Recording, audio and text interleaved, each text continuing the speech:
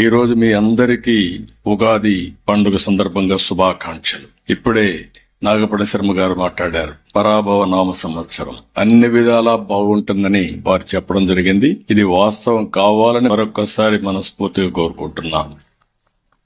రెండు రాష్ట్రాల్లో ఉండే తెలుగు ప్రజలకి, వివిధ రాష్ట్రాల్లో ఉండే తెలుగు ప్రజలకి, ప్రపంచ వ్యాప్తంగా ఉండే తెలుగు వారందరికీ ఉగాది శుభాకాంక్షలు. ఉగాది అనేది తెలుగు వారి తొలి పండుగ. ఇప్పటి నుంచి పండుగలన్నీ ప్రారంభమవుతాయి. తెలుగు వారికి నూతన సంవత్సరం మొదలయ్యేది నేడే. అయితే మన ప్రత్యేకత మనం చూస్తే ఉగాది పచ్చడి మన జీవితాన్ని ప్రతిబింబిస్తుంది. ఉగాది పచ్చడిలో ఇప్పుడే అందరూ సేవించాం, అది మన ఆచారం. ఇందులో చూసి తీపు, పులుపు, ఉప్పు, కారం, చేదు, వగరు అనే రుచులు ఉన్నట్లే మన జీవితాల్లో కూడా కష్ట సుఖాలు ఉంటాయి. కొంతమంది ఎక్కువ కష్టాలు తెచ్చుకుంటాం, కొంతమంది బ్యాలెన్స్ గా ఉంటే కష్టాలను అధిగమించే శక్తి కూడా మనకు ఉందని చెప్పి కూడా నేను మీకు తెలియజేస్తున్నాను.